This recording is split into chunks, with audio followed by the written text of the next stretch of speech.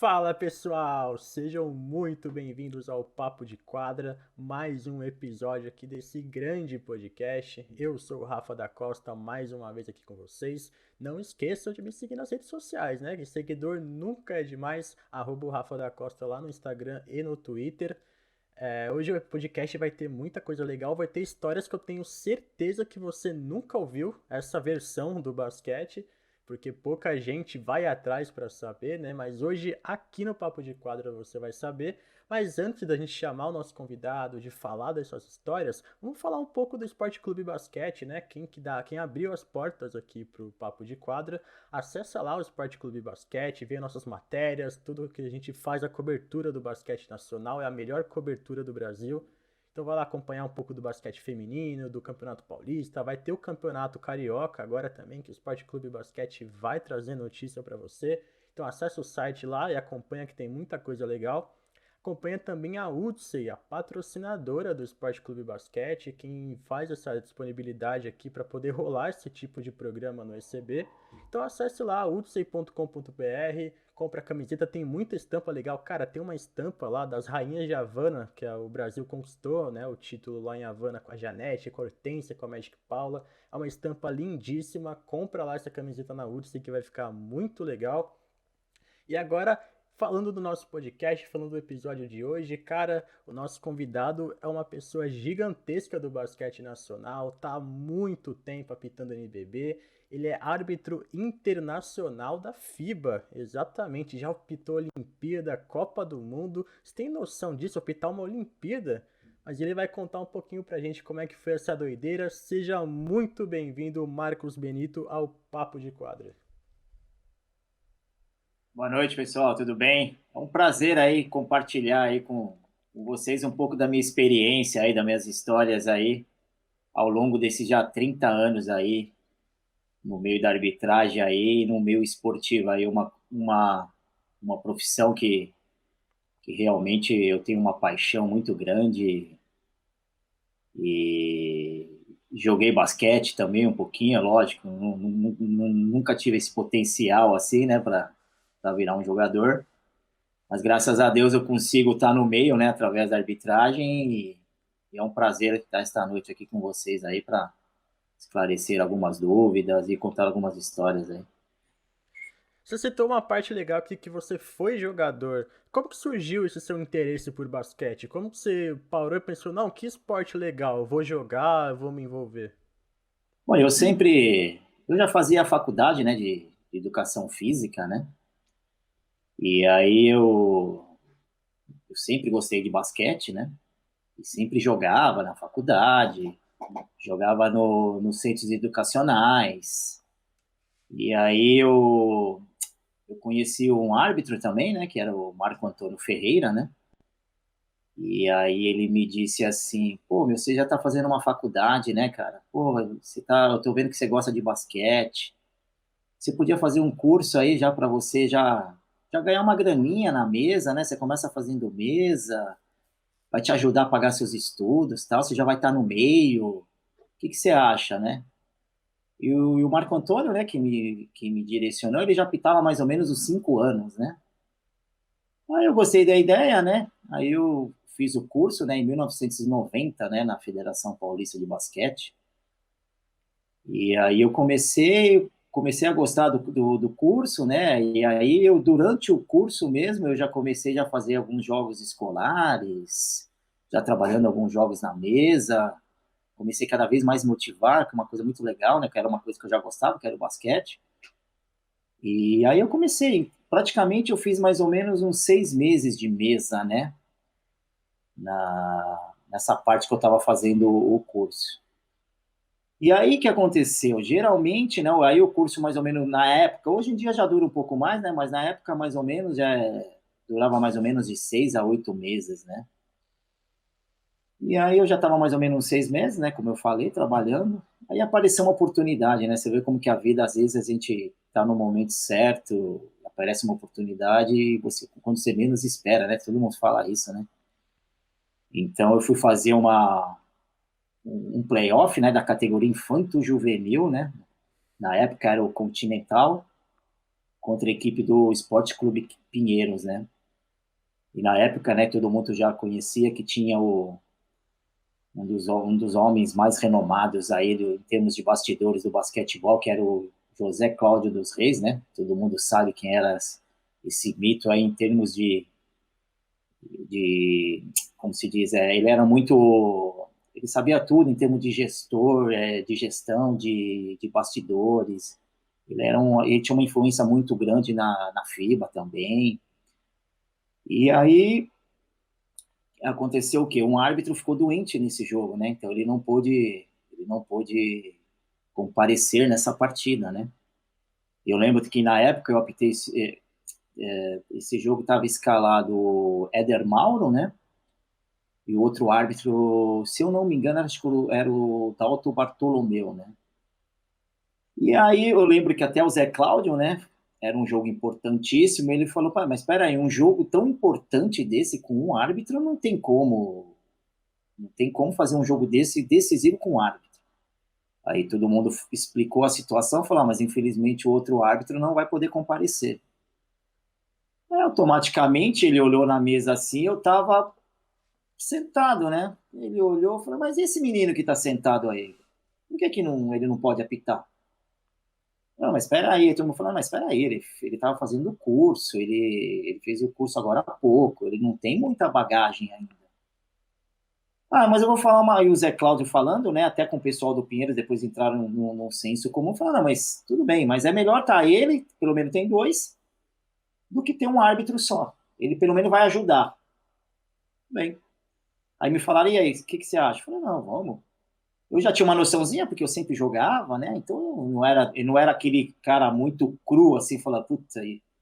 Como eu já tinha um pouquinho de noção, é lógico, de arbitragem não muito, né? Porque praticamente eu nunca tinha apitado um jogo assim.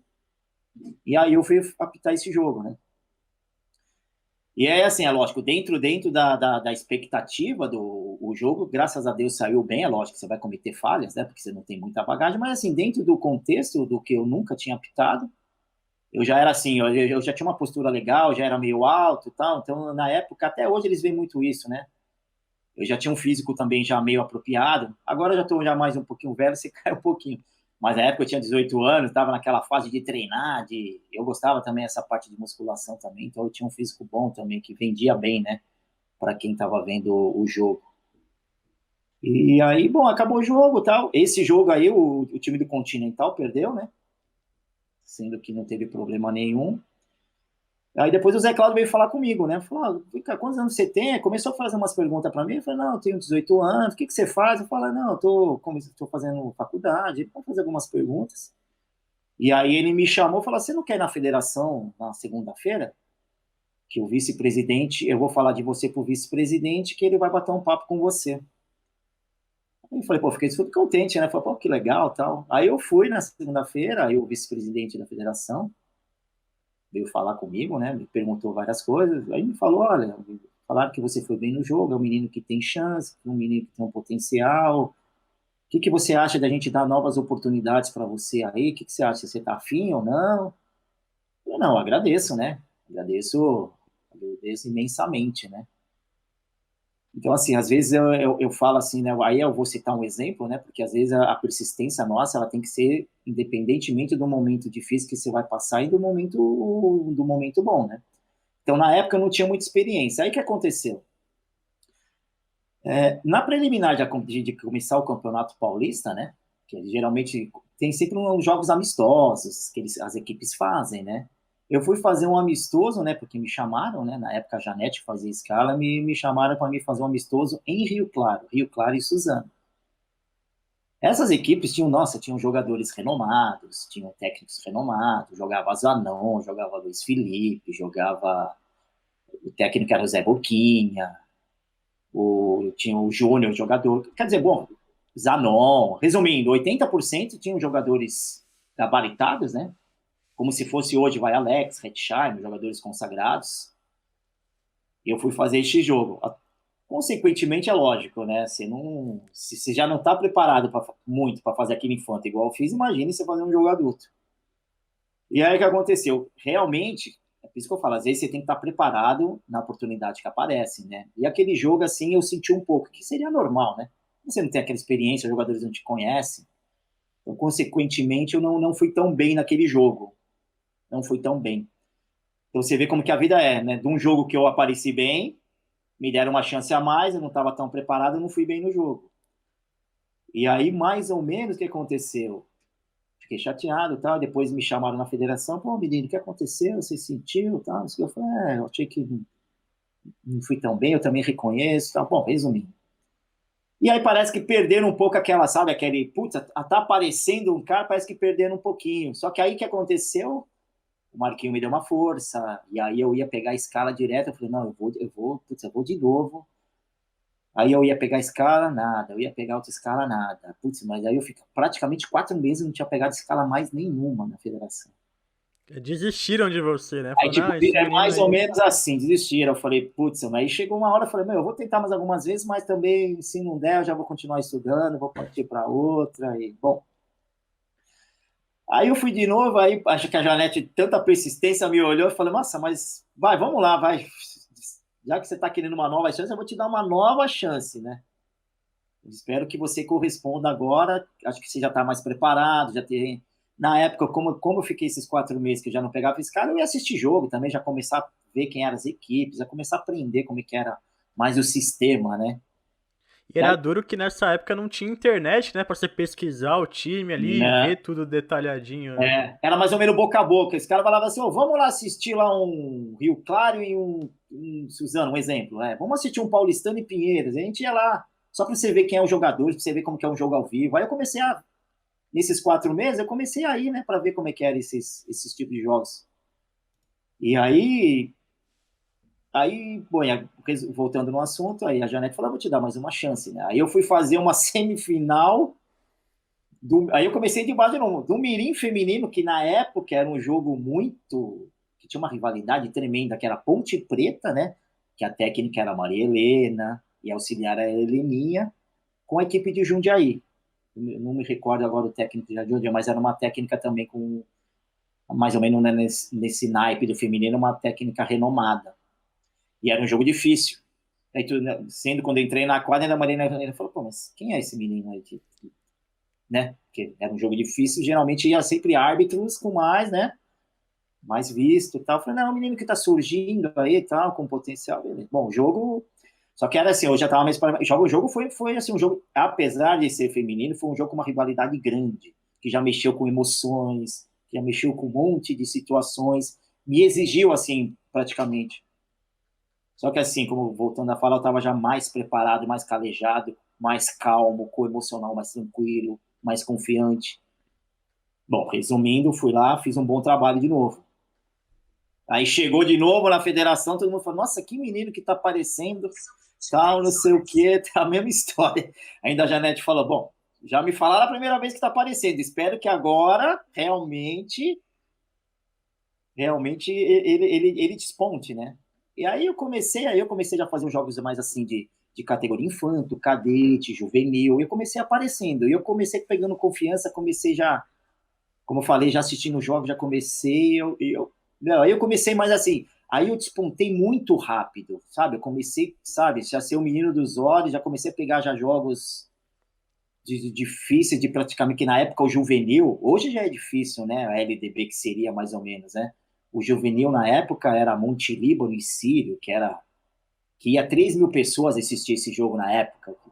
Era um Jogo do Sírio sempre foi dureza, né? Isso, era um clássico esse tipo de jogo, né? Então eu comecei a apitar esses jogos, assim, já tudo bem que era juvenil, mas eram jogos que repercutia, né? Em termos de equipes, né? E aí eu comecei a despontando, e você vê, né? Graças a Deus, assim, esses 30 anos de arbitragem, é lógico, às vezes você tem sempre né, algum topo isso que é normal em qualquer profissão, mas assim, uma coisa eu posso falar, né? Sempre, até hoje eu tenho muito mais alegrias, né, do que tristeza na arbitragem, né? E aí eu comecei a despontar e tô até hoje aí, já são 30 anos, né? Então, você vê como que às vezes até um conselho, né? Porque o basquete não é fácil, né? Nem para árbitro, nem para atleta, nem para técnico, para ninguém. E às vezes as pessoas, como eu citei, eles se deixam se levar fácil com alguma derrota, né? E aí que você tem que mostrar que realmente você é capaz e correr atrás dos seus sonhos com o seu esforço, né? Basquete é muito de persistência, né? De você cair, mas você levantar e ir pra cima, né? Mais ou menos isso, né? Mais ou menos isso. E caramba, você conhece o Marquinho há 30 anos já? Eu conheço o Marquinhos há muito tempo já. Eu conheço o Marquinhos até mais, né? Porque se eu apito há 30 e ele já apitava há 5 anos, eu conheço o Marquinhos há uns 37 anos, mais ou menos, uns 35 anos. Caramba, que amizade, hein? É uma amizade grande já, muito tempo. E uma dúvida que me surgiu aí quando você decidiu virar árbitro e tal. A sua mãe gosta da sua profissão? Que tem tudo aquilo que o pessoal xinga o árbitro, ah, filho daquilo, filho de não sei o quê. Sua mãe, quando você decidiu virar árbitro, o que que ela falou pra você? Eu sempre tenho essas piadinhas, né? Que todo mundo fala, nossa, só o pessoal deve xingar sua mãe, né? O pessoal deve xingar. Eu falei, mas a minha mãe falava assim, né? Nossa, porque a minha mãe, eu sou de origem, eu sou filho de espanhol, né? A minha mãe e meu pai já são falecidos, né? Já há um tempinho, mas assim, como eu já pitava, como eu comecei muito cedo, então eles acompanharam a minha carreira assim também, né? E aí, às vezes, no almoço de domingo, ela comentava junto com meu pai, falava, nossa, mas deve ser uma pressão que eles devem me xingar. Eu falei, mãe, mas a xinga assim, não, é um xingamento natural, assim, de um árbitro, né? Não de um árbitro benito, é um árbitro, que seria de futebol, voleibol, basquete, é uma coisa meio cultural, né? E eu falei, porque não deve ser fácil, né? Ah, que não deve, que eu imagino isso, né? Que todo jogo. É que tu sabe, principalmente aqui no Brasil, independente do esporte que for, se for, sei lá, cuspe a distância, vão xingar o árbitro do mesmo jeito, não vão É. aceitar a derrota, vão colocar a culpa no árbitro de toda forma. É, mas, Benito, nessa carreira, né, que você tem, são mais de 30 anos de arbitragem, como você falou. Quando foi o seu primeiro jogo no basquete nacional, assim, masculino, sei lá, um NBB, uma partida oficial? Que você pisou na quadra e falou, putz, eu tô aqui na elite. Assim, eu não me recordo assim muito bem, né? Mas assim, eu comecei já, porque geralmente a NBB já são 12, 13 temporadas, né? É, mais recente, né? Antes era o Campeonato Brasileiro. Porque antes era uma outra nomenclatura, que seria o Campeonato Brasileiro, né? Mas assim, eu apitei muitos jogos assim do Brasília, né? O Brasília quando tinha aquele timaço lá que foi campeão vários anos aí, que era praticamente uma equipe que já vinha praticamente com jogadores do Coque, né? Que eles já foram na época que já foram já campeões brasileiros, paulista, aí praticamente a maioria dos jogadores foram tudo para Brasília, que era o Alex, o Nezinho, o Arthur, era praticamente aquele time daqueles jogadores que só se jogavam já há muito tempo, juntos, né? Giovanoni, realmente era um time assim que era um timaço, né? Então aí eu já comecei a apitar esse tipo de jogos, né? Jogava Brasília contra Flamengo, jogava Brasília contra Franca, já era jogos grandes, né? Mas assim, acho que é uma emoção grande, né? Quando você já começa, tipo assim, pô, tô apitando um jogo profissional no Campeonato Brasileiro, né? Nossa, tô conseguindo chegar nesse patamar, é uma emoção muito grande. Só que, assim, ao mesmo tempo que você consegue ter essa oportunidade de apitar esses jogos, a responsabilidade e a cobrança, ela vai duplicando, né? Então, você tem que estar muito atento, porque para você chegar é difícil, né? Quer dizer, para você chegar é fácil, mas para você manter no nível assim, você tem que trabalhar muito, né? Você tem que ser realmente falar, não, eu sou um profissional. E às vezes você tem que abrir mão de muitas coisas, né? Não é só o árbitro, né? Técnicos, jogadores. Você vai fazer um jogo no feriado, você vai fazer um jogo no Dia das Mães, você vai fazer um jogo no final de ano, você vai fazer jogo em finados. Eu já Fazer jogo peguei no seu aniversário, né? meu aniversário. Então, assim, às vezes, como tem muita exigência a respeito disso, então às vezes tem muita gente que não quer pagar esse preço, entendeu? E o cara que paga esse preço realmente é um cara que é um profissional. Você fala, não, eu sou um profissional, eu vivo disso. Praticamente eu sustento a minha família com isso, então infelizmente eu vou ter que abrir mão disso. É a mesma coisa um médico, né? Que um cara praticamente faz plantão todo domingo, o cara praticamente não tem vida, e o árbitro às vezes se encaixa nesse perfil, né? Então, como eu repeti, atletas, técnicos também. Então, às vezes você tem que pôr na sua mente, como eu sempre falei, né? Eu sou um profissional. Então, um profissional é aquele cara que, por exemplo, o dia do jogo ele já vai acordar, ele já sabe que ele já tem que dormir bem, ele sabe que ele tem que fazer várias refeições no dia, ele sabe que ele tem que estudar as equipes. Então, às vezes muita gente não tem muita noção de que às vezes como que o árbitro se prepara, né? Ele acha que o árbitro vai lá, põe a roupa, vai apitar. Não, não é assim, gente. Porque ele tem toda uma preparação, porque hoje o árbitro hoje ele é praticamente um atleta, né? Se ele não se cuidar, se ele não dormir bem, se ele não descansar, se ele não tiver essa rotina de vida, ele não consegue ter bons rendimentos nos jogos. Isso aí é uma coisa fisiológica, né? Porque automaticamente, se você não está preparado nesses quesitos, você consegue não acompanhar as jogadas, que hoje o jogo é muito veloz, muito físico, né? Então, consequentemente, você não vai acompanhar os lances em cima, né? E, consequentemente, é lógico, né? Se você cada vez mais você está mal fisicamente, você começa a apitar as jogadas de longe, consequentemente, o seu número de erros no jogo vai aumentando, né?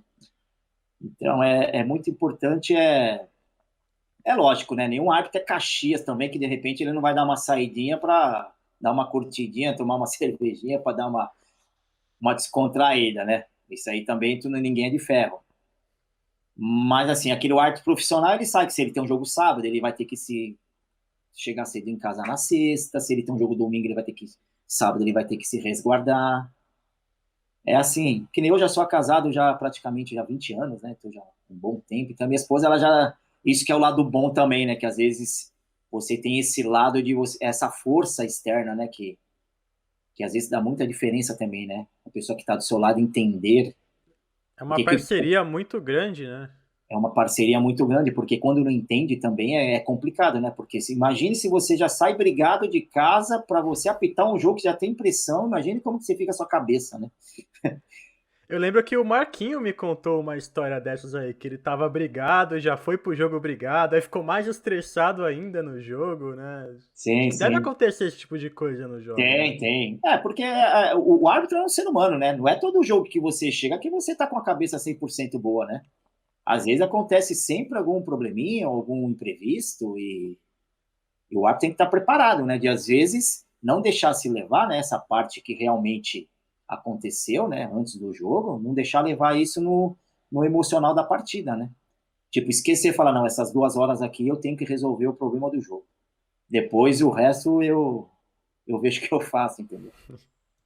Você citou uma coisa muito legal da preparação do árbitro, e eu queria te perguntar justamente isso. Como é que é uma preparação para um árbitro? Porque pegando um exemplo de um jogador, né? Sei lá, uma parte do dia ele tem aquele estudo tático, aí ele vai fazer aquele treino um pouco mais técnico dos fundamentos do basquete, depois vai para academia fazer o físico. E com o árbitro, como é que funciona essa parte? Como é que é o treino de vocês durante a semana?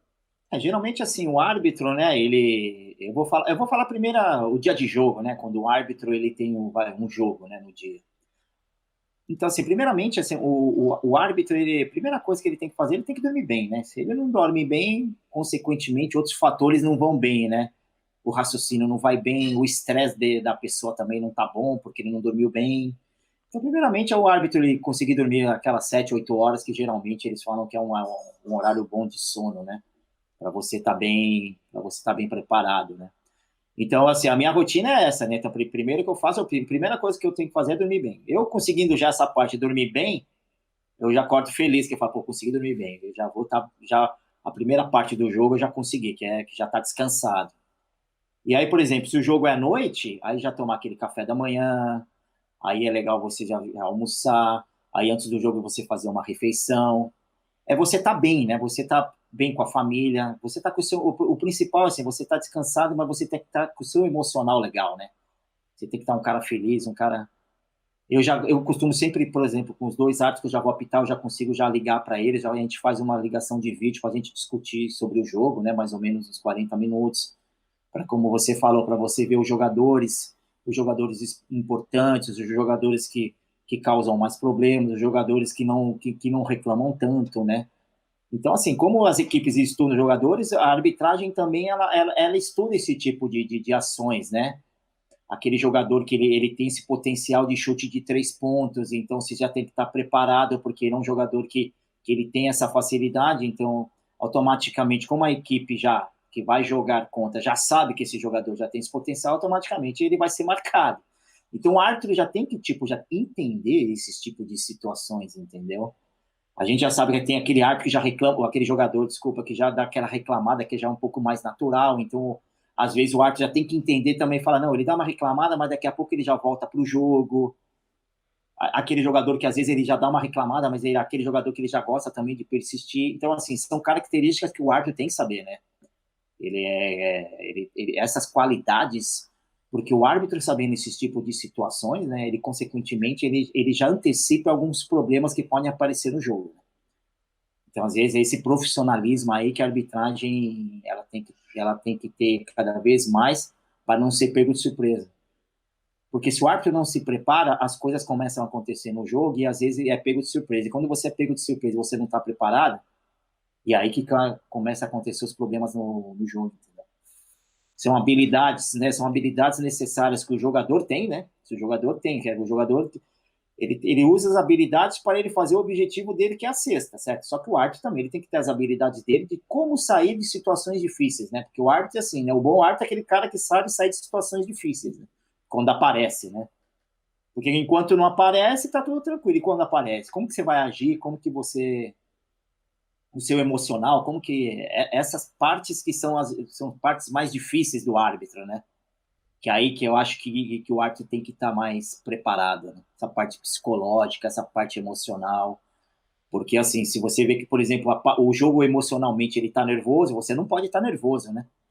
Se o jogo tá nervoso e você tá nervoso, você imagine como que você vai resolver o problema do jogo, né?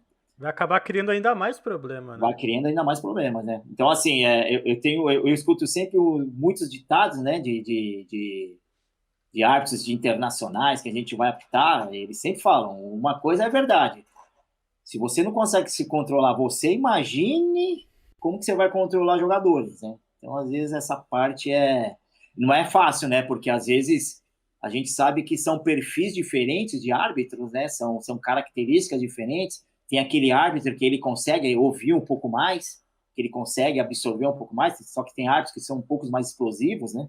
Que já não conseguem aceitar um pouco mais de reclamação. Então, assim, às vezes também tem esse tipo de perfil, né? Que às vezes também, as equipes profissionais também, que eu acho que também deve acontecer isso, né? Tipo, estudar mais como é que aquele árbitro age, como que é o comportamento dele se acontecer isso. Eu acho que deve também ter esses tipos de estudos, né?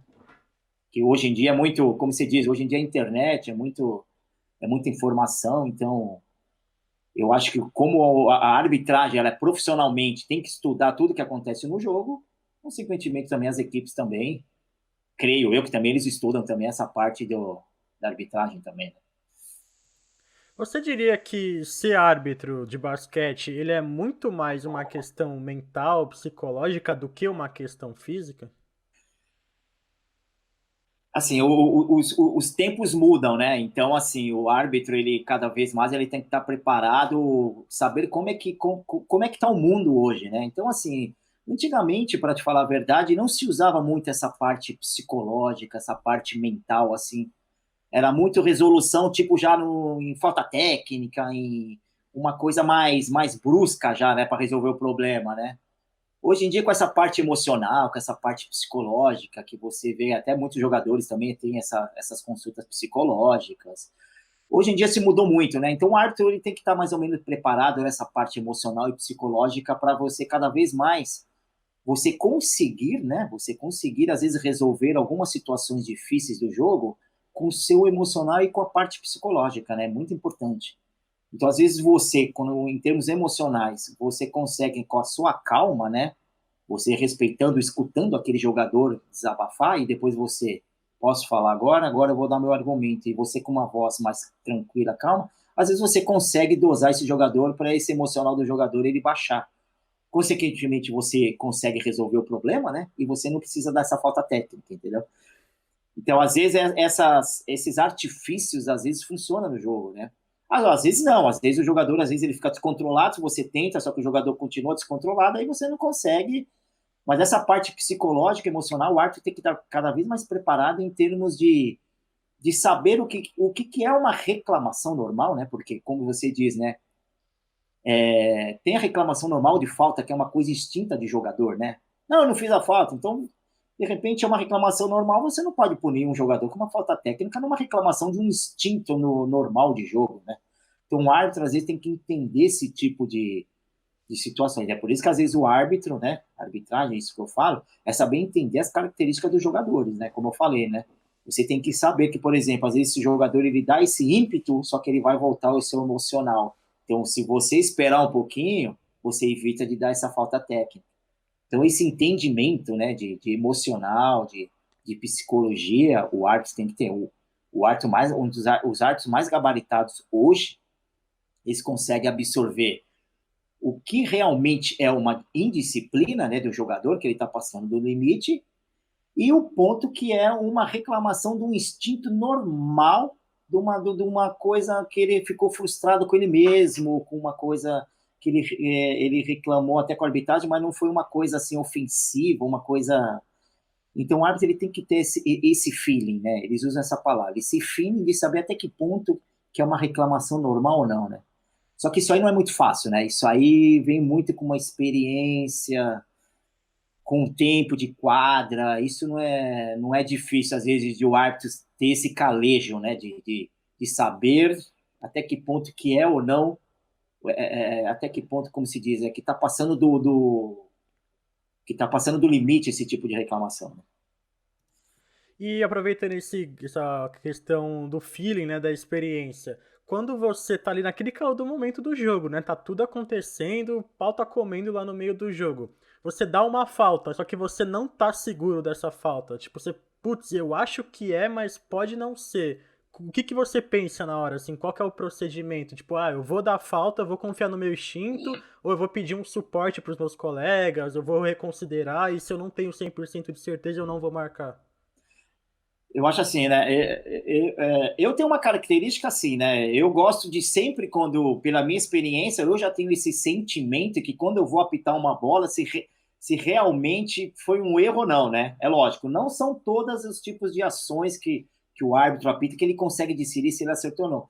Mas, assim, com a experiência, né? Eu já tenho uma experiência que, por exemplo, quando você apita realmente uma falta que realmente não foi, você vê pela semblância da maioria dos jogadores, pela contestação geral das pessoas, você consegue discernir que realmente você apitou uma coisa que não foi uma coisa tão normal de jogo. Isso aí é aquilo que eu falei. Isso aí é uma coisa que leva tempo também do árbitro ter esse sentimento de falar, puta, eu acho que essa falta não foi legal.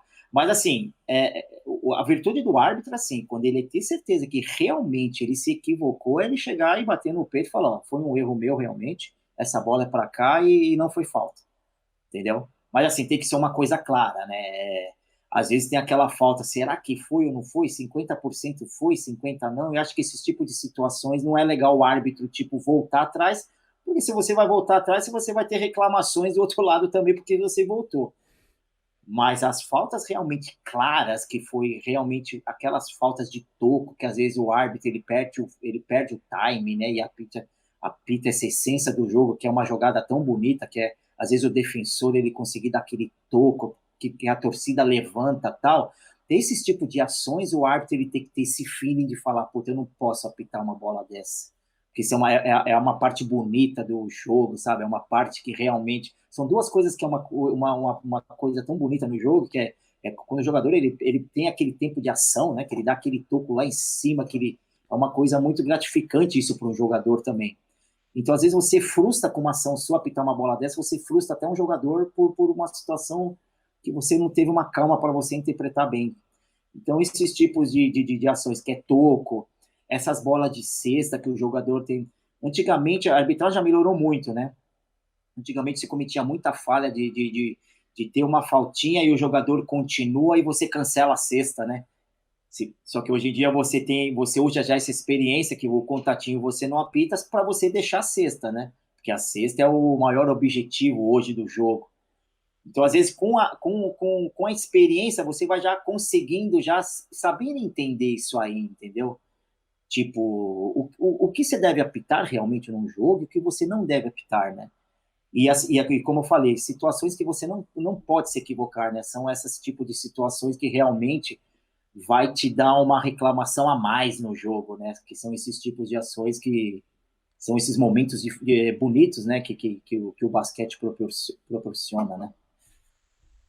Você falou que você apita, né, há mais de 30 anos, tem toda essa experiência, e o basquete ele mudou muito com esse tempo, né? Você estava falando um pouco da questão do jogo, dos tocos e tudo mais.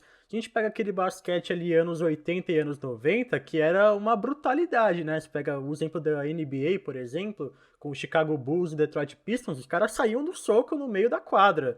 Então, assim, como é que é pra você, como árbitro, lidar com uma situação dessa? De, tipo, ter uma briga, os caras querer bater um no outro? Como é que você lida com isso? É assim, o jogo hoje, assim, né? Eu vejo o jogo também hoje. O jogo hoje ele tá muito mais físico, né? Então você pega alguns os jogadores, eles estão mais fortes. Antigamente os jogadores não se preparavam tanto nessa parte de musculação, se via que até no basquete tô falando mais do basquete brasileiro, né? Você via jogadores altos com potenciais, só que você não via aqueles jogadores com poder atlético, físico, assim, que você fala, nossa, olha o tamanho desse cara. Hoje em dia, os jogadores, aquilo que você falou, com o mundo moderno hoje, com o trabalho que os clubes fazem com a musculação, é lógico, né? Cada clube tem seus profissionais competentes que eles fazem com que, por exemplo, a musculação fazer com que o jogador não perca essa mobilidade de agilidade. Mas assim, hoje o jogador, como o jogo hoje ele está muito físico, né? Então o árbitro ele tem que ter essa essência de saber até que ponto, por exemplo, ele permite esse tipo de contato, né? Então, aquilo que eu falei, com a experiência você vai sabendo já até que ponto que, por exemplo, esse contato o árbitro vai permitir ou não, né? Porque, como você falou, se você permite uns contatos em demasiado, é perigo, às vezes, o árbitro ele perder esse controle do jogo e de uma hora para outra já começar a sair uma briga que você nem esperava. Então, assim, o árbitro ele tem que ter esse sentimento, né? Só que, às vezes, assim, né? Como eu falei, às vezes acontece, né? Porque como o jogo de basquetebol tem muito físico, às vezes tem um arremesso, vai vários jogadores por rebote, às vezes, sem querer, um pode acertar uma cotovelada em algum outro. O jogo de basquete, ele propiciona isso às vezes, né? E o árbitro tem que estar preparado para isso, né? E, consequentemente, ele tem que usar a experiência deles para tentar evitar esses tipos de jogo, de jogadas bruscas, né? Para que o jogo não fique violento, né? Então, agora, se acontecer de uma hora para outra uma briga que realmente você não esperava, aí é tentar separar, né, o mais rápido possível, e se não tiver jeito, infelizmente, porque os jogadores são muito altos, são muito fortes também, né? Você vai querer também entrar no meio para tentar Se for resolver, entrar no meio, você apanha junto, se né? apanhar junto, é mais ou menos isso, né? Mas como eu repeti, como eu tenho falado, né? O dom do árbitro hoje é saber da fluidez do jogo, né? Os árbitros mais experientes, eles conseguem dar esse dinamismo no jogo, fazer com que o jogo fique bonito e automaticamente, consequentemente, ter essa perspicácia, né, de quando realmente o jogo já está ficando mais brusco e aí o árbitro ele já tem que entrar nesses tipos de ações para cortar logo esse tipo de ações mais bruscas no jogo, entendeu? Você já teve que separar alguma briga ou alguma discussão um pouco mais acalorada em algum jogo?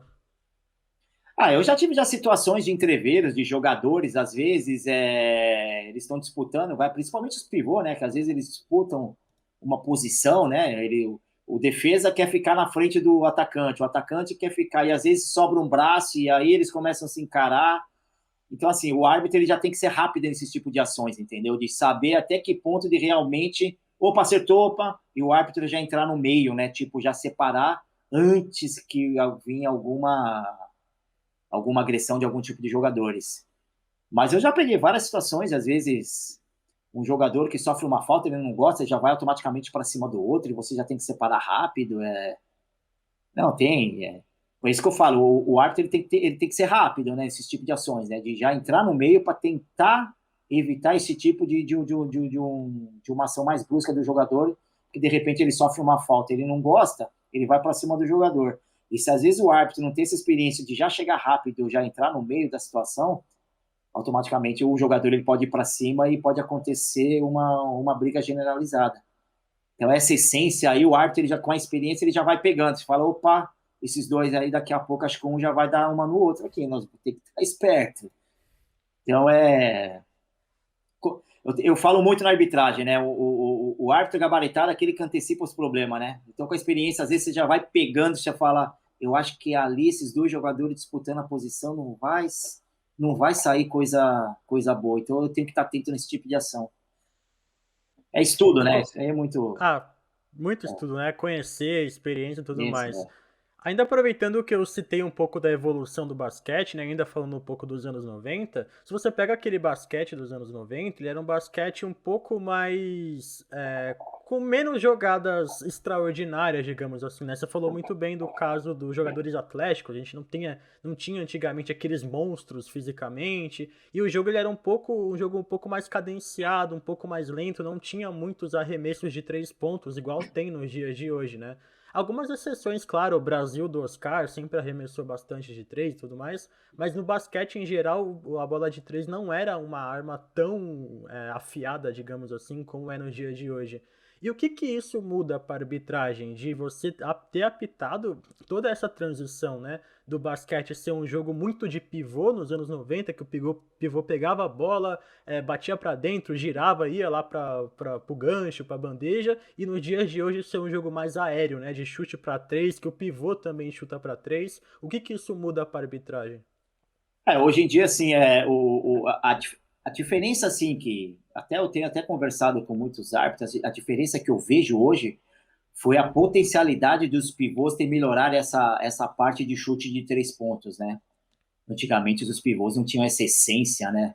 Então, hoje em dia você vê uma forma até de um jogador, né? Um jogador ele tem mais um algo a mais, né? Então, por exemplo, o jogador vai nós pegamos o jogador de Bauru, né? Por exemplo, o Red Charmer, não um exemplo, né? Mas tem vários outros também. O Red Charmer, depois que ele começou a se aprofundar também nessa parte de 3 pontos, ele melhorou o dobro dele ele melhorou, quer dizer, o jogo dele muito, né? Porque além dele ser um jogador muito, muito bom dentro do garrafão, automaticamente também ele melhorou essa parte de 3 pontos, então ele ficou um jogador praticamente completo, né? Então, esses tipos de pivô que conseguem já ter essa essência são jogadores, são os pivôs mais assim, mais que tem mais competitividade em termos de que os clubes querem hoje em dia, né? Porque é um jogador completo, né? Então a arbitragem ela tem que saber entender que hoje o jogo, por exemplo, no perímetro de 3 pontos hoje, como tem os alas que chutam os armadores, hoje tem os pivô também. Então assim, a arbitragem hoje tem que cada vez mais estar preparada nesses tipos de ações dos jogadores, né?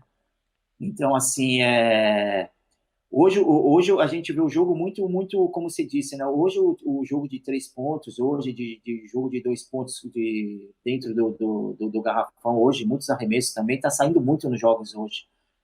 Então, assim, o árbitro ele tem que estar cada vez mais preparado de quê?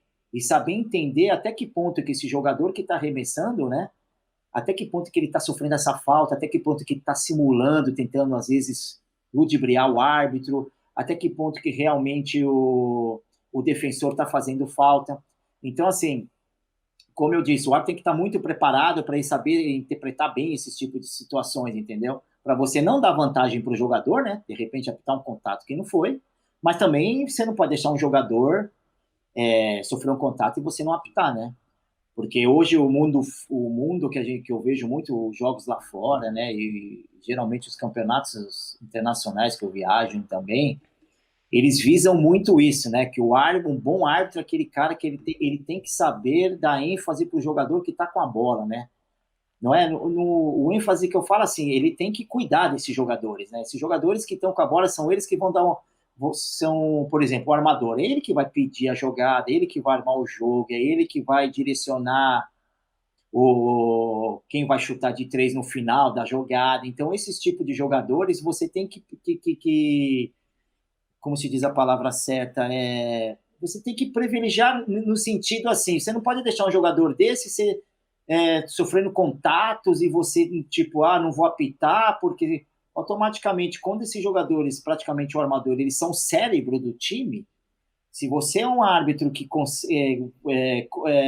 começa, tipo, não apitar esse tipo de contato que o jogador, o armador, né, que ele está sofrendo, automaticamente ele não vai conseguir dar fluidez nas jogadas. E aí, consequentemente, as jogadas não vão sair. E aí que acontecem as reclamações, né? Porque a bola não vai chegar para o ala chutar, a bola não vai chegar para o pivô. Então, o árbitro ele tem que ter esse entendimento, né? Que ele tem que. O jogador com a bola, ele tem que ter essa proteção, né? Essa proteção, eles falam muito nesse mundo corporativo da FIBA, internacional, que o jogador com a bola é um jogador importante. Então, é um jogador que o árbitro está sempre atento. É lógico, né? Se não foi falta, você não vai apitar. Mas esse jogador, se ele começa a sofrer contatos demasiados, o árbitro ele tem que proteger esse tipo de jogadores com a bola, entendeu? Você falou uma parada legal de jogadores que tentam ludibriar os árbitros, né? E como é que você lida com isso? Do tipo, eu sei que você tá sendo malandro comigo, vai, não vem pra cima de mim com essa, não. Como é que você lida assim com um É, eu, jogador que é muito folgado? eu vejo assim, né? O árbitro ele tem que estar preparado, né? Porque como técnico, como jogador, eles estão fazendo o trabalho deles, né? Eu não acho ruim quando acontece isso. Eu acho que o árbitro ele tem que estar preparado quando esse tipo de ações acontecem, né? E resolver o problema, né? Então, assim, aí depende de cada árbitro, né? Às vezes, a arbitragem mais experiente, né? Você chegar e de canto assim falar, pô, essa bola aí você se jogou, né? Pô, desse jeito você me complica, né? Entendeu? Do que às vezes você de repente já dá um esporro assim, olha, a próxima que se jogar é técnica, não sei o quê, entendeu? Então, às vezes, a experiência com a maturidade da arbitragem, você consegue, às vezes, tipo assim, só que assim, o jogador tem que saber que você sabe, né? Que ele cometeu um flop, que eles falam, né? Que ele cometeu um flop, que você tá atento a isso, né? O que é ruim, às vezes, é, por exemplo, acontecer esse tipo de jogada e o árbitro não tem nenhuma ação, né? Tipo, porque às vezes, se o árbitro não tem nenhuma ação nesse tipo de jogada, o jogador vai achar que o árbitro não viu, ou vai deixar, ele vai querer fazer de novo, né? Então, assim, o importante é, quando acontecer esse tipo de jogada, você já saber resolver esse problema. Aí é de característica de cada um, né? Tem uns que já, tipo, já vai chamar atenção, a próxima eu vou te dar técnica. Tem uns que já de canto fala, meu, você se jogou, na próxima não vai dar, né? Aí, como se diz, né? São habilidades individuais de cada árbitro que eles conseguem conduzir, conseguem fazer no jogo, entendeu? Suponhamos assim então que Rafael, aqui eu quero largar o jornalismo, eu vou largar o papo de quadra, eu não quero mais fazer isso aqui, eu quero virar árbitro. O que eu preciso fazer para ser um novo árbitro? Qual que é o caminho que eu tenho que seguir para me tornar um árbitro para eu poder apitar um NBB, apitar uma liga de desenvolvimento, enfim? Assim, a primeira coisa que você tem que fazer é um curso, né? Então, para você realmente estar habilitado de você começar a fazer uns jogos de categorias de baixo. Então, a primeira parte você tem que fazer um curso na Federação Paulista de Basquete, né? Que aí você automaticamente você com esse curso você já está apto a você começar a trabalhar na mesa. Consequentemente, daqui a pouco, né, como aconteceu comigo, de repente pode aparecer uma oportunidade você começar a apitar categorias menores e as pessoas já detectarem que você tem um talento, um algo a mais, você pode conseguir você começa a progredir na carreira, né? Então, assim, a primeira coisa é você fazer um curso, né? Você fazer um curso e se formar nesse curso, né? E hoje em dia também, durante o curso também que você está fazendo também, como tem vários jogos também, hoje tem jogos escolares, tem jogos, automaticamente, quando você está durante o curso, você já começa até a trabalhar alguns jogos escolares já, e você já começa até, já para você já começar pegando uma experiência, entendeu? Acho que esse é o primeiro caminho, né? É E uma, qualquer pessoa pode fazer esse curso? Qualquer um, eu preciso estar fazendo uma faculdade de educação física, por exemplo, ou qualquer um pode? Não, não precisa, não. Não precisa. Nós temos vários árbitros que são advogados, outro é engenheiro, outro trabalha com informática, outro é policial. Cada um tem uma profissão, né? Mas não tem essa exigência, né, de que você tem que ter essa formação para você fazer o curso. Entendi. E como que você vê a arbitragem no Brasil? Os cursos são bons? De fato preparam os árbitros? Porque eu li uma matéria muito interessante, eu só não vou me recordar qual a cidade. Não sei se é Detroit ou Atlanta, mas tem uma cidade dos Estados Unidos que eles criaram uma academia de árbitros, que é um centro gigantesco de formações. Inclusive, acessem lá o Árbitros NBA, que é um projeto muito legal da Alice. Um beijão pra Alice, que é uma pessoa gente boa demais. Eles estão com esse projeto aí de ter essa academia de formação de árbitros que é para ser uma coisa assim top de linha, com os melhores equipamentos, os melhores profissionais, enfim. Você vê que o Brasil é um bom formador de árbitros? Olha, dentro do. Acho que assim, o exemplo que eu vou dar agora é que, infelizmente, né, o árbitro ele não é considerado um profissional, né? Eu falo um profissional assim em termos de leis, igual um jogador que tem sua carteira, que ele tem um contrato. O árbitro não tem isso, né? Essa parte que eu acho que é uma das coisas assim que a maioria dos árbitros, né, que chateia um pouco, porque por que não essa legalização para os árbitros se o árbitro ele tem que se preparar tanto igual um atleta, né? Então, infelizmente, 80, vai, 70%, eu não sei como é que está hoje, vai, 60%, os árbitros eles têm outra atividade, né? Então, às vezes você pega muitos árbitros que às vezes ele trabalha o dia todo, sai cansado e vai apitar um jogo ainda, chega 1 hora da manhã para depois ainda acordar cedo, quer dizer, não é uma rotina fácil, né? Não é uma rotina fácil, igual um atleta que ele pode dormir bem, acordar 10 horas da manhã, se alimentar, treinar. Quer dizer, essa acho que é a única parte que ainda falta bater o martelo, né, para nossa classe, né? Falar, não, peraí, alguma coisa nós precisamos fazer, nós precisamos profissionalizar essa parte da arbitragem, porque a exigência deles é grande também. Então, às vezes, alguns clubes, às vezes, eles cobram, tal, não sei o quê, às vezes acontece algumas coisas com os árbitros, mas mal sabe que, às vezes, o árbitro dormiu 4, 5 horas para apitar um jogo, né? Mal sabe que o árbitro, às vezes, não teve nem tempo de comer direito. Então, acho que é isso que falta. Falta essa preparação a mais de profissionalismo para a arbitragem, né? Mas, assim, já que não tem essa parte, hoje em dia, mesmo assim, né, os árbitros brasileiros hoje são os árbitros mais requisitados nas principais competições da FIBA hoje. Teve uma amostra hoje que pode ver nessa Olimpíada de Tóquio, né, que é a final do campeonato masculino, né, apitou um árbitro brasileiro de Santa Catarina, o Guilherme Locatelli. E na parte feminina também apitou uma final brasileira, a Andrea Regina, né? Então você vê, apesar disso, né, dessas vezes do árbitro não ter essa preparação adequada que eu acho que ele deveria ter, né, nessa circunstância, ele consegue ainda, você vê que ele consegue chegar nos patamares altos assim das competições internacionais, né? E isso não vem de agora, né?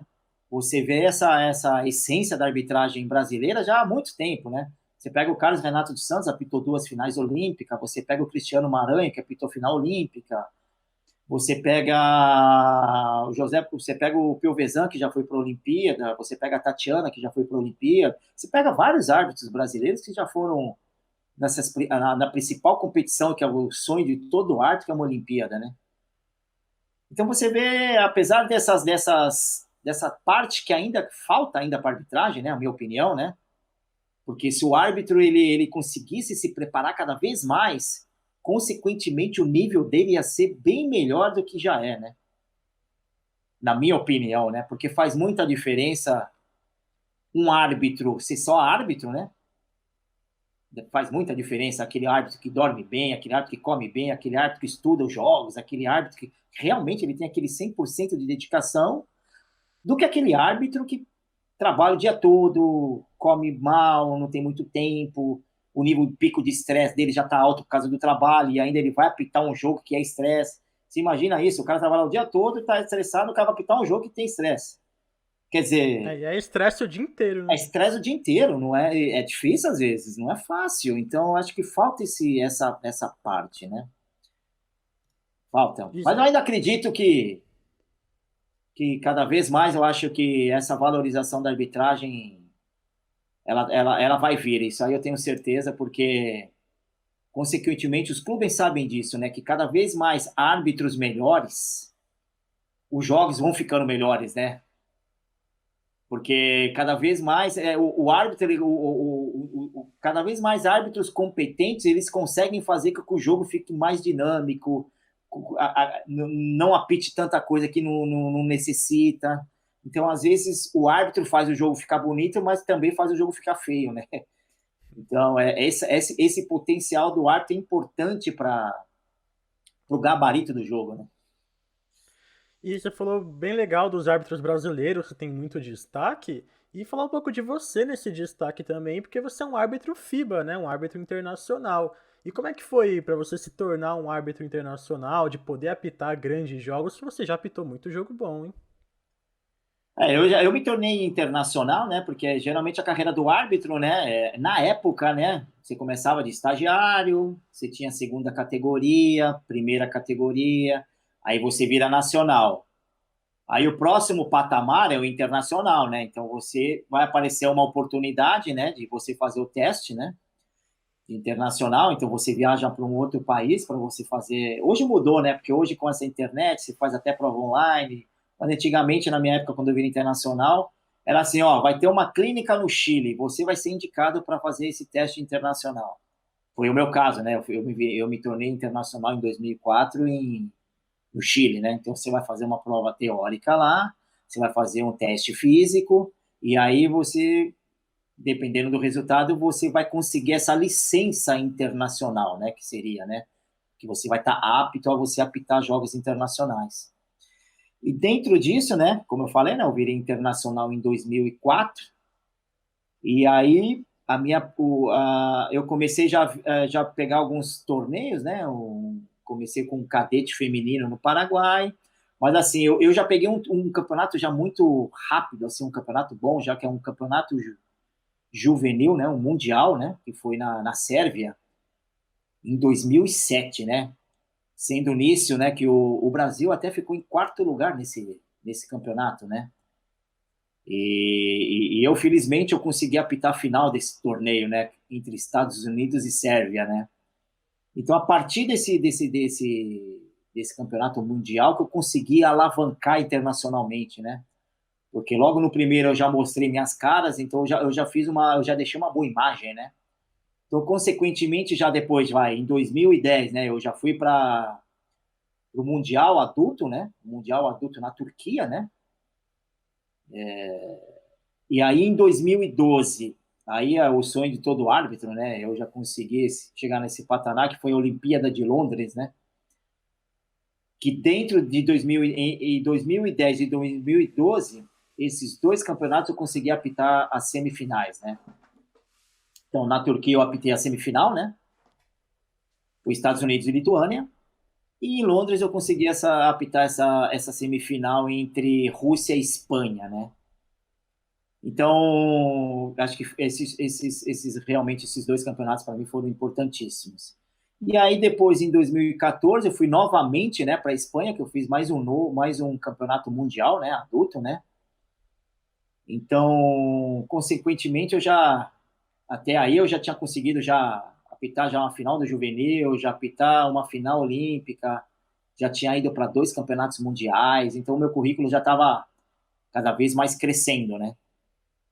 E aí eu já recebi vários convites também, eu já fui até para a China, já fazer as finais do campeonato chinês, que geralmente os jogadores, né? Muitas pessoas às vezes nem sabem disso, né?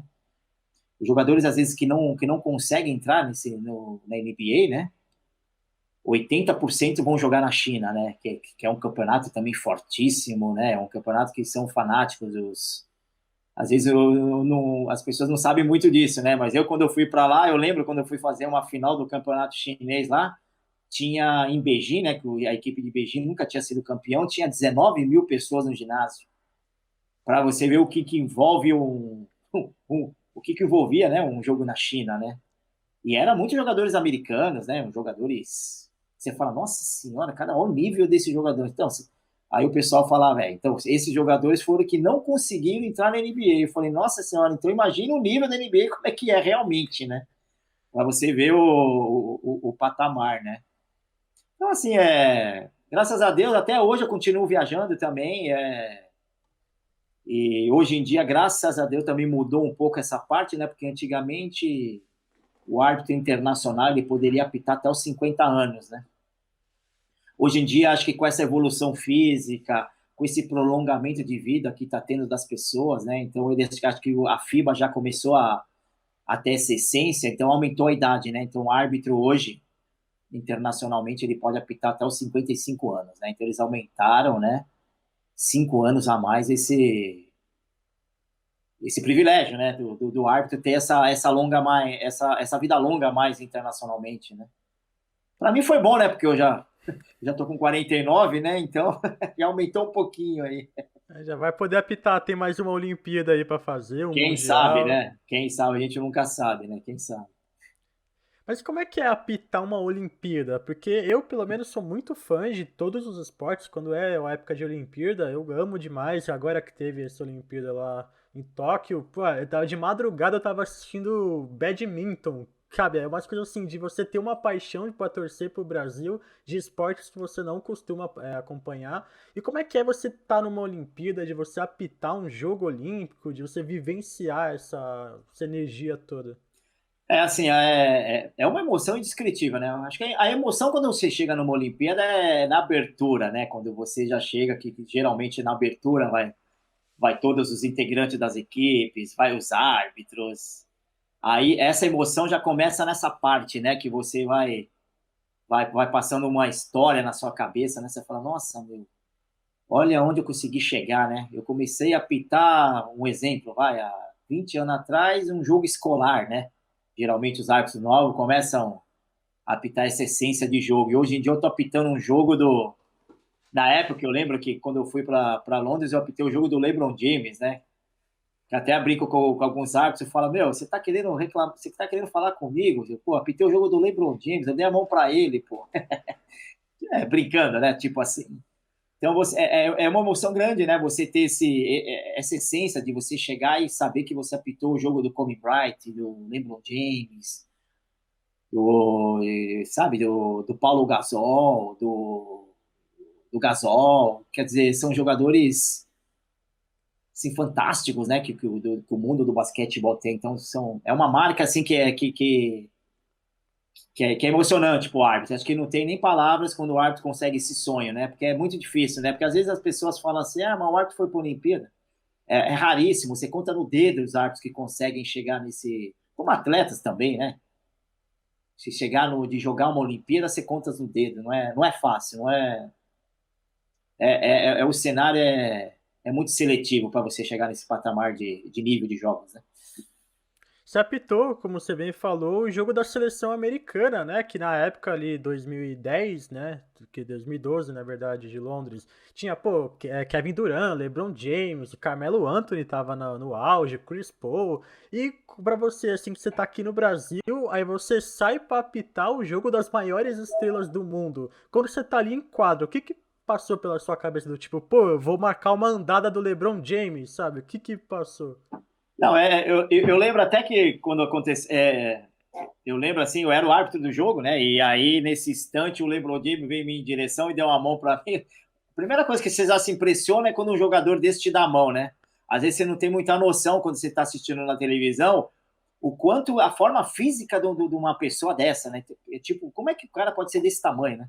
Às vezes você vê na televisão, você fala, nossa, realmente ele é grande, mas quando você vê visualmente, a 1 metro que ele vem te cumprimentar, é uma coisa absurda. Chega a ser absurdo a mão, o tamanho da mão de um jogador desse, sabe? É uma coisa que realmente, a primeira coisa que me chamou a atenção foi isso, é muito diferente. O perfil de um jogador de NBA, de um jogador de seleção americana, é uma coisa que quem está de perto olhando, é uma coisa assim que você fala, é fenomenal, o tamanho do jogador desse, fala, nossa, como é que pode um jogador ter tão forte desse tamanho?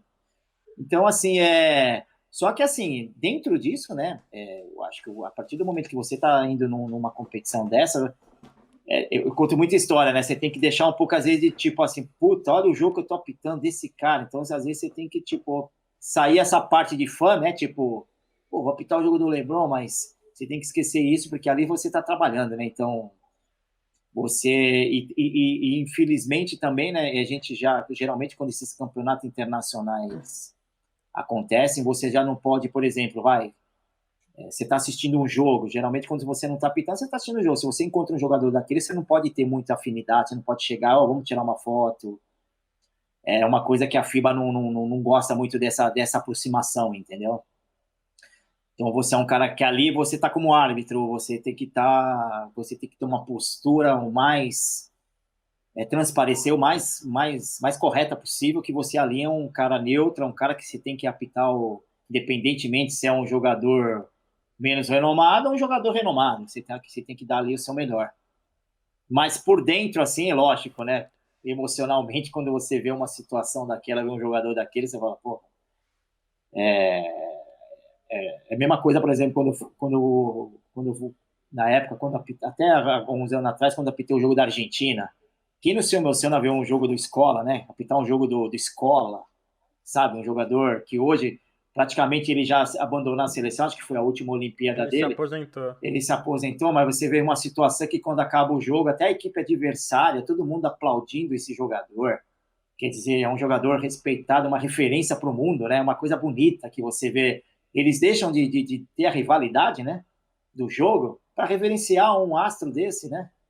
Que fez tanto pela Argentina, né? Fez tanto.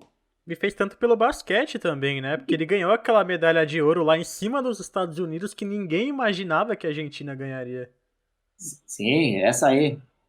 É isso mesmo. São jogadores que entram para a história, né? É uma coisa. E são jogadores que não vão ser esquecidos nunca, né? Pelas suas seleções, né? São os fenômenos, né? E você também, Benito, apitou um jogo da NBA, né? O NBA Global Games, que foi aqui no Brasil, o Orlando Magic com o Flamengo. E, se não me engano, só você que apitou um jogo. Porque esse jogo é considerado um jogo oficial da NBA, porque foi feito pela NBA. Mas acho que só você de árbitro brasileiro que apitou, né?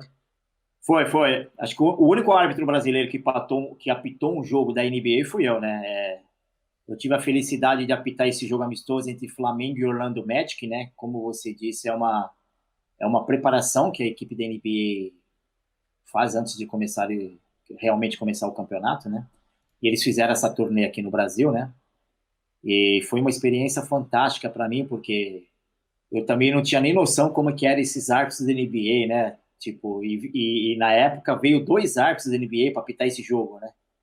Então só foi eu de árbitro brasileiro e veio esses dois árbitros da NBA.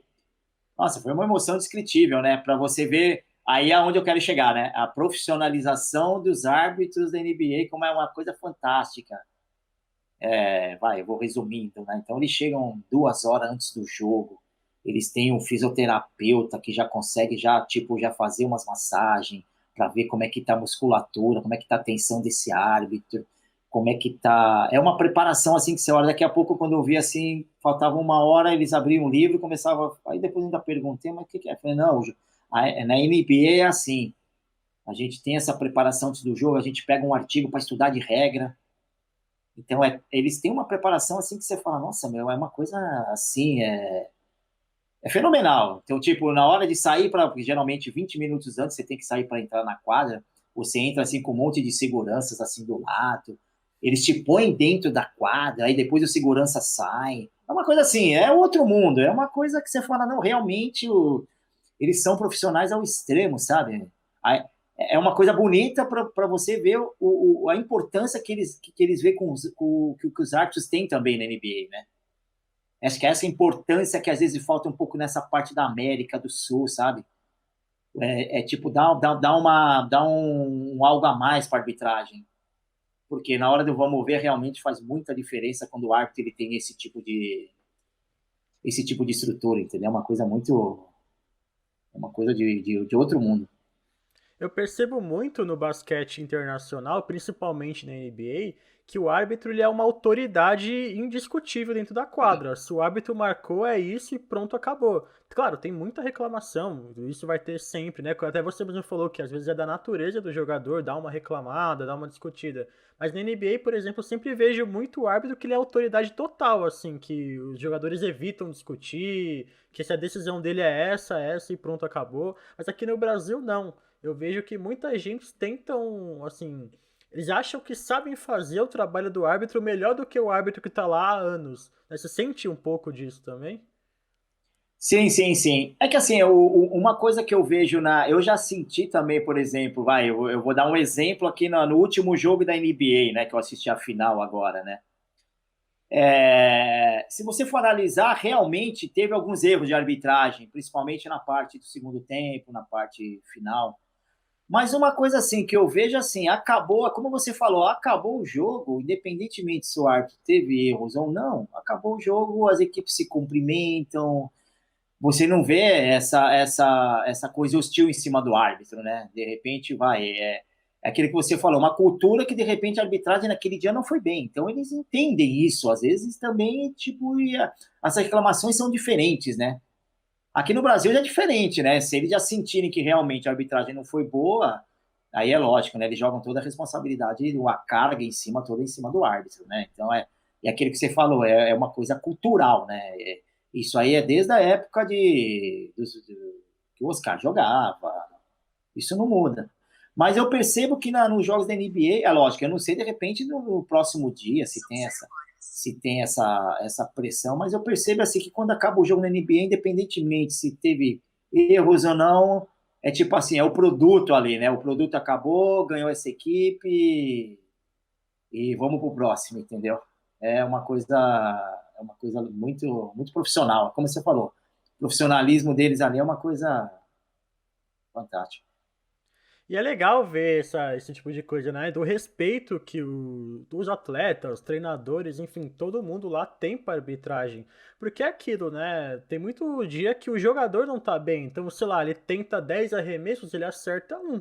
E assim, normal. Ele é um atleta, ele vai errar, ele não é perfeito. O Michael Jordan mesmo, que para mim é o maior de todos os tempos, fala que ele já errou mais de 10 mil cestas na vida dele, que isso vai acontecer. Só que eu não vejo esse mesmo tipo de pensamento com o árbitro. Do tipo, ele não pode errar. Ele é humano, mas ele não pode errar, ele tem que acertar tudo. Se ele errar, tem que xingar, tem que hostilizar, etc. Então é meio diferente você perceber, né? Que se o jogador erra, tudo bem, tá num dia difícil, errou, beleza. Agora, se o árbitro erra, bicho, e é um erro que acaba decidindo o jogo, nossa senhora. Você falou uma coisa muito legal agora, né? Que é o árbitro que erra e que às vezes decide o jogo. Então, isso internacionalmente, os árbitros são muito cobrados assim.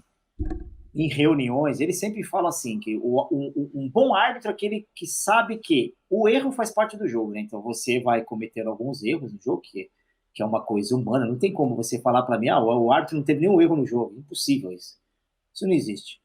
Só que assim, existe erros e erros, né? Então são erros normais de jogo, né? Que o árbitro também tem que entender. E tipo, errou, opa, vamos pro próximo lance, que isso aqui já foi, já errei. Entendeu? Aí o árbitro tem que ter aquela estrutura, né? Tipo, se eu já errei aqui, eu não posso já ficar preocupado com esse erro aqui, porque daqui a pouco eu vou errar de novo. Então, essa essência que muitos têm que entender que o erro faz parte do jogo. Só que assim, como eu falei, né? Principalmente na parte internacional e aqui também, eu acho que a principal parte do jogo, que é os 2 minutos finais, aí o árbitro tem que ser impecável, entendeu? Infelizmente, eles citam muito o exemplo, né? Que, por exemplo, isso aí eu achei um exemplo assim sensacional, que eles falam que aquele médico que ele faz aquela cirurgia de 4 horas, que a parte final da cirurgia, que é aquela parte que você fala, puta, essa parte aqui que é a parte importante, eu não posso cometer um erro aqui, porque todas as 3 horas e 50 de minutos que eu fiz de cirurgia, se os 10 minutos agora, se eu não fizer essa parte principal boa, o paciente pode morrer. Então, o jogo é a mesma coisa, né? Você apita 38 minutos super bem, e aí chega nos 2 minutos e você comete aquele erro que você decide o jogo. Então, praticamente, os 38 minutos que você trabalhou, infelizmente você joga tudo fora. Então, assim, a cobrança maior para nós, assim, essa parte final do jogo. Essa parte final do jogo, infelizmente, como te citei, o médico, o árbitro, ele tem que ser impecável, porque aí tem que ganhar quem realmente está merecendo. Infelizmente, é uma profissão que você não pode cometer um erro que, vou dizer que você não pode. Pode até acontecer, né? Porque às vezes a arbitragem você pode estar num dia, num momento infeliz e você cometer. Só que, infelizmente, aí você joga todo o seu trabalho e aí também aí até concordo também que às vezes você pode jogar todo um trabalho de jogadores que treinam, que se dedicam, e às vezes por uma incompetência sua que você não teve concentrado, você pode jogar tudo por água abaixo. Então, assim, eu também não sou nenhum imbecil de falar não, que eu sou, não. O árbitro também, é que às vezes os jogadores, os técnicos, nós entendemos também que tem um puta de um trabalho fora disso, né? A gente sabe a dedicação de atleta como é que é, não é fácil, meu. Você sabe os técnicos também que dependem de resultados também. Infelizmente a cultura aqui no Brasil não é só no futebol, é no basquete também. A gente vê vários exemplos que infelizmente ele tem que ter resultado, porque daqui a pouco quando ele não tem resultado ele perde emprego e ele já chama o outro. Infelizmente é uma cultura nossa, então, às vezes, o árbitro tem que entender também que quando ele está num dia infeliz também, ele tem que saber que ele está mexendo também com profissionais ali que se dedicam ao máximo e procuram o resultado para cada vez mais eles conseguirem os objetivos. Tem até um ditado no futebol que o pessoal fala que árbitro e goleiro você não pode elogiar antes do jogo acabar, né? Porque pode ser no último lance ali que aí um dos dois faz uma cagada e decide o jogo, né? É isso mesmo. Às vezes, eu não vou citar o nome, mas a gente já teve alguns companheiros, né, que às vezes no terceiro, quarto, fala, nossa, estamos indo bem no jogo, vamos continuar assim. Na hora que ele falou isso, no próximo lance, já foi uma falta pitada errada. Então, Parece que assim, atrai o erro, né? Você atrai, falar, você atrai. é aquilo que você falou, às vezes você tem que esquecer do que você está fazendo de bem, porque acho assim, a autoconfiança do árbitro é importante, mas ela não pode ser também além do que isso, porque às vezes essa autoconfiança, às vezes você pode cometer um erro quando você menos espera, entendeu? E você já teve alguma história engraçada dentro de quadra? Alguma coisa assim, não um erro, mas alguma coisa que aconteceu dentro de quadra que você ficou pensando depois, você deu risada na hora? Eu até cito aqui, eu não sei se você viu, que na última semana teve um jogo do Paulistano com o Bauru, que o Ruivo, ele foi cumprimentar a arbitragem, até o Marquinhos que estava apitando esse jogo. Ele foi cumprimentar a arbitragem, só que a arbitragem estava em reunião ali, todo mundo, né? Tava concentrado discutindo um lance. E aí quando ele foi estender a mão para cumprimentar, todo mundo saiu, foi embora, porque não viu ele chegando. E aí ele ficou com a mão assim para cumprimentar e todo mundo foi embora e ele ficou meio assim olhando, né? Deixaram ele no vácuo. Teve alguma situação engraçada que já teve com você dentro de quadra? Já teve. Eu vi até essa situação aí, depois eu vi no Instagram tudo, eu achei, parecia, acho que se você fizesse uma novela combinando, não saia tão bem, gostaria. Foi uma coisa que ninguém esperava, né? Mas assim, eu já tive uma situação assim que foi engraçada, assim, que às vezes, como eu falo, né, os imprevistos às vezes acontecem. Então, eu fui fazer um jogo já uma vez em Franca, né? Pelo Campeonato Paulista, já faz muito tempo atrás, já faz uns 10 anos, 12, entre Franca e Sorocaba. O que aconteceu tipo, bom, aquilo que eu falo, às vezes quando as coisas começam a sair bem, é desde que quando você viaja, né? Então, às vezes, quando o carro quebra, quando fura não sei o quê, quando começa as coisas já dar assim, tipo, coisa boa já não vem, né? Parece que não flui as coisas. E aí tivemos um problema na estrada, que o carro quebrou, e era uma véspera de feriado, e aí pegamos o trânsito, que a gente não estava esperando tanto. Bom, resumindo, vai. Chegamos faltando 10 minutos para começar um jogo, e era um jogo de TV, né? Era um jogo que passava na ESPN Brasil, então 8 horas a bola tinha que subir. Então, você imagina, você chegando de viagem, em 10 minutos você tem que se trocar, escovar dente, pôr roupa. Você imagina como que o árbitro entra no jogo, né? Ah, já entra com a cabeça toda bagunçada, Toda né? bagunçada e sem concentração nenhuma, né? Que o árbitro entra, não sabe nem onde tá, para falar a verdade, né? Então, aí, consequentemente, o jogo vai, mas você não tá bem no jogo, porque você não tá tão concentrado, e aí aconteceu uma situação no segundo quarto, por isso que eu falo, né? Quando as coisas acontecem da errado, é desde a estrada até terminar o dia. Aí eu passei perto do banco de Sorocaba, né? O técnico de Sorocaba é o Reinaldo, né? Aí eu passei no técnico, só que tinha uma pocinha, né? Uma poça. E, geralmente os jogadores, eles ficam no tempo debitado, eles tomam água e tal, e às vezes ficam sempre aquela molhadinha, né? Agora, quando você já tem uma Hum, experiência, você já até sabe, opa, vamos dar uma olhada aqui se não ficou meio...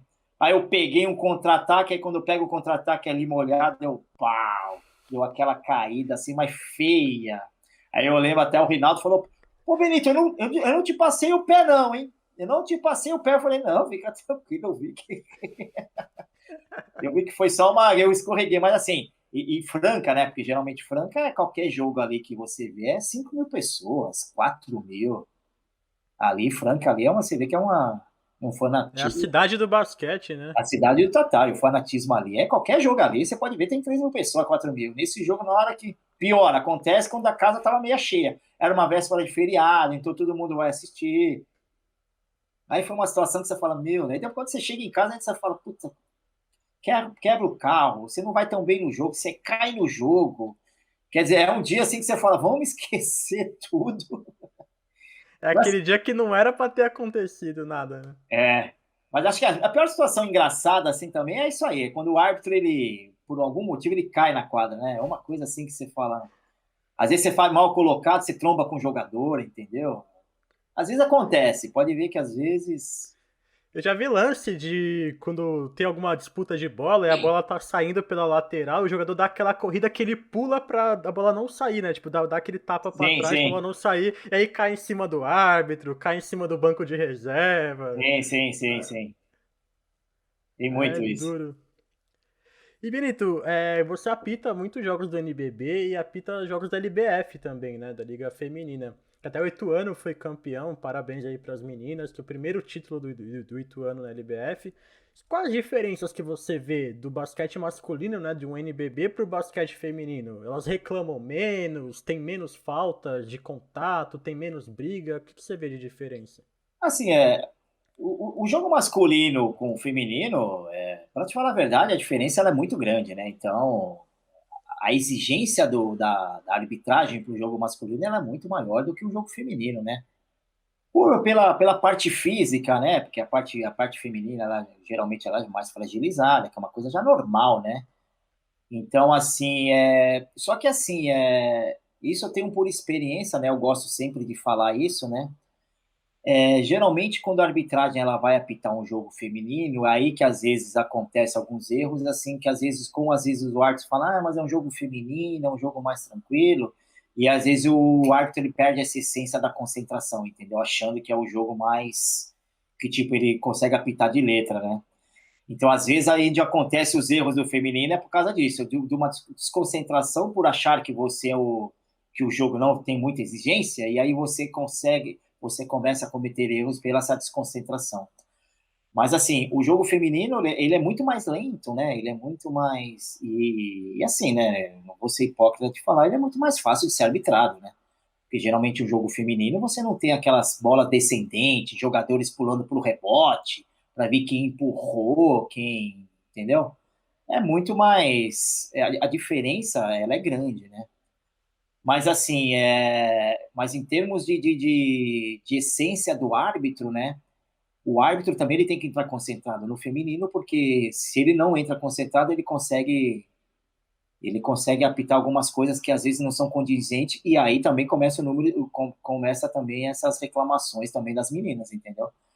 Porque é lógico, a reclamação é menos, mas se você começa a cometer alguns erros, a cobrança também começa a vir, né? Então, acho que independentemente de ser masculino ou feminino, todos são profissionais, né? Principalmente o feminino também. Muitos atletas, a maioria, né, depende disso para sobreviver. Então, acho que assim, a arbitragem ela tem que ver o feminino também como um campeonato que tem que ser respeitado. Você já apitou Copa do Mundo, já apitou Olimpíada, já apitou jogo do LeBron James, já apitou jogo da NBA, NBB, LBF. Tem alguma coisa que você ainda não fez como árbitro que você ainda queria fazer até encerrar sua carreira? Não, praticamente acho que dentro da quadra eu praticamente, graças a Deus, eu consegui todos esses sonhos, né? De, de ir para uma Olimpíada, de apitar os principais campeonatos mundiais, né? Praticamente eu não acho que eu não tenho assim nenhuma algo a mais assim, mas assim, não é só porque praticamente eu consegui tudo na arbitragem, né, de termos os campeonatos mais importantes que você vai. Eu acho que eu tenho uma coisa que eu tenho na mente assim, independentemente de onde você chegou, você tem que manter o nível que você chegou, né? Então, acho que isso aí, essa motivação eu ainda tenho muito ainda, né? Porque às vezes o pessoal fala, putz, você tá tanto tempo, como é que você aguenta ainda? Você vê muito esses papos, né? É igual aquele atleta que joga até os 40, como que você aguenta, meu? Como que você aguenta treinar? Como que. Mas assim, acho que quando o árbitro ainda tem essa virtude da motivação, né? Essa virtude da motivação, dessa autoestima, enquanto ele não perde isso aí, ele quer todo jogo, porque é uma coisa assim, é uma profissão sua, né?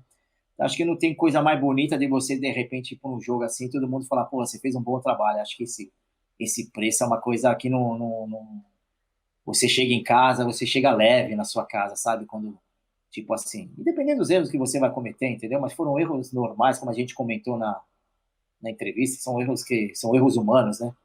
Mas assim, é você saber que você não interferiu no resultado daquela equipe que realmente, naquele dia, mereceu ganhar o jogo. Bom, estamos chegando ao fim aqui da nossa conversa, ao fim de mais um episódio aqui do Papo de Quadra. Antes da gente encerrar, Benito, você que é um árbitro super experiente, se você pudesse dar um conselho para alguém que está começando agora, para o Marcos Benito de 18 anos que foi apitar o jogo lá do infantil, que conselho você daria para ele? Eu assim, eu acho que são três coisas principais, né? Primeiro, como eu já conversei, como eu falei um pouco na entrevista, acho que o árbitro ele tem que ter uma persistência, né? Ele não pode se derrotar rápido, né? Eu vejo às vezes que muitos, principalmente a arbitragem brasileira, já perdeu muitos árbitros por se desacreditarem, porque acho que assim, a arbitragem é igual uma multinacional, né? Às vezes você entra na empresa e você acha que você nunca vai chegar porque aquele chefe que não gosta de você, porque as pessoas estão querendo te derrubar. Eu acho que o ser humano ele tem que tirar um pouco dessa mentalidade meio poluída, entendeu? Eu acho que ele tem que confiar mais nele. E na arbitragem é isso, você tem que confiar em você, porque infelizmente, quanto mais você vai se despontando, você vai criando inveja de pessoas. E é uma coisa normal isso aí. É um mundo que você está concorrendo com outras pessoas, né? Então, assim, a primeira coisa que eu falo é assim, você ser persistente, né? Você tem que se persistir e falar, não, eu vou chegar. Eu acho que eu tenho potencial e eu vou chegar. E dedicação, né? Infelizmente, se você realmente quer ser um árbitro, você vai ter que abrir mão de muitas coisas, né? Como eu abro mão de até hoje, né? Então, às vezes, você não vai ter aquele dia aquele sábado ensolarado, que você podia estar comendo um peixinho, tomando uma cervejinha, você infelizmente não vai poder fazer. É aquela baladinha de ficar 4 horas da manhã, porque você vai apitar às 9, então você também não vai conseguir ter. Então, assim, infelizmente, se você abre mão de muitas coisas. Então, se você realmente quer ser um profissional, fala, não, eu quero ser árbitro. Então, você vai ter que saber que praticamente esse tipo de situação, desse tipo de vida, você não vai ter muito. Então, é assim, e isso é uma prova. Se você é um cara que se conscientiza, você fala, não, eu vou chegar, eu vou me abdicar disso, eu vou dormir bem, eu vou comer bem, eu vou estudar, você vai ter resultados positivos para você, porque eu acredito muito no trabalho, né? Acho que se você trabalha honestamente, acreditando no seu potencial, você vai conseguir ter sucesso, né? E outro conselho que eu dou assim, né? Porque a gente vê muitos, por exemplo, você vê muitos jogadores, né? Que também, eu vou ver o lado dos jogadores, né? Muitos jogadores chegam no juvenil, né? Infelizmente, como essa parte do juvenil e essa parte, vamos falar da LDB também, então, infelizmente, são poucos jogadores que conseguem ir para o time principal, né? Porque, infelizmente, afunila e não são todos que são aproveitados. Infelizmente, é a vida da concorrência, né? Tu pode ver. Isso aí, eu já vi muitos jogadores, mas muitos jogadores no juvenil arrebentarem e encerrarem a carreira, né? Tipo, e nunca mais participarem nada do basquete. Eu acho que deveria mudar um pouco essa conscientização de, tipo, se eu não conseguir chegar no patamar mais alto, né? Que de repente ser um jogador profissional, conseguir viver disso como atleta, você tem outros caminhos, né? Você pode trabalhar, fazer, como você me perguntou, você pode fazer um curso na federação, você pode trabalhar na mesa. Geralmente, esses jogadores que não viraram jogadores, mas já são jogadores que já têm um porte atlético, já têm essa essência de ser jogadores altos. Então, são jogadores que podem até tentar ser árbitro também. Você fala, pô, eu não virei jogador, mas eu vou tentar ser árbitro, eu quero estar no meio. E geralmente esses jogadores que já vivenciaram, que já jogaram, geralmente eles têm uma facilidade a mais do que aquelas pessoas que fazem o curso e que nunca pegaram uma bola de basquete. Então essa facilidade, eu acho que a maioria já poderia aproveitar, né? Tipo, já vou fazer um curso, eu vou tentar ser árbitro, eu vou tentar ganhar dinheiro com isso agora também. Quer dizer, você tem vários caminhos que você consegue ainda, como dizem, ficar dentro da bola laranja, né? Você tem vários trabalhos aí que você pode conseguir, né? Não automaticamente já, como eu vi muitos, tipo, largar e nunca mais querer saber de nada, né? Eu acho que é um conselho que eu falo, né? Tipo, você não conseguiu virar, não abaixa a cabeça, tenta outro ramo, tenta outra essência aí. Se você é um cara que ama o basquete, você pode ter outras oportunidades em outros setores. É isso, Benito. Quero te agradecer muito por você ter topado falar com a gente. Foi uma conversa muito legal, muitas histórias bacanas. Aprendi um pouco mais da visão do árbitro no jogo, né? Pra gente encerrar aqui, esse momento é seu. O que você quiser falar, pode ficar à vontade. Se quiser divulgar alguma coisa do seu trabalho, enfim, o momento é todo seu. O que você quiser falar, pode mandar bala. Eu queria agradecer, né? Queria agradecer pela oportunidade, né? De poder falar um pouco da minha carreira aí, de como árbitro, né? Como às vezes as pessoas às vezes não têm muita noção, né? Como que é a vida do árbitro, né? Acho que eu queria só agradecer, né? E quando alguém tiver alguma dúvida em relação de regra, alguma dúvida que aparecer, pode me entrar em contato comigo, pode no meu Instagram também, mbenito, você já vai ver o meu Instagram e eu posso tirar essas dúvidas aí. De repente, alguém quer fazer um curso. Eu vou perguntar para o Benito, eu quero fazer um curso, como é que é como que é a sequência. Pode entrar em contato aí que eu explicarei com o maior prazer aí para todos. É isso, pessoal. Muito obrigado a todo mundo que acompanhou. Mais um episódio do Papo de Quadra. Eu sou o Rafa da Costa. Eu vou ficando por aqui. Sigam o Benito no Instagram. Ele falou, @mbbenito. Quanto mais seguidor, melhor, né, Benito? Pô, conhecer o seu trabalho, te acompanhar é legal. Me sigam nas redes sociais também, o Rafa da Costa, tudo junto no Instagram e no Twitter. Sigam o Esporte Clube Basquete também para acompanhar os outros podcasts. Tem bastante podcast, tem com o Léo Figueiró, tem com a Carol e com a Agatha do NBA das Minas. Tem muita conversa legal e virá muitas conversas legais aqui. Eu vou ficando por aqui. Muito obrigado para todo mundo. Aquele abraço e use o UDSE, hein? O UDSE sempre fortalecendo o basquete nacional. Aquele abraço.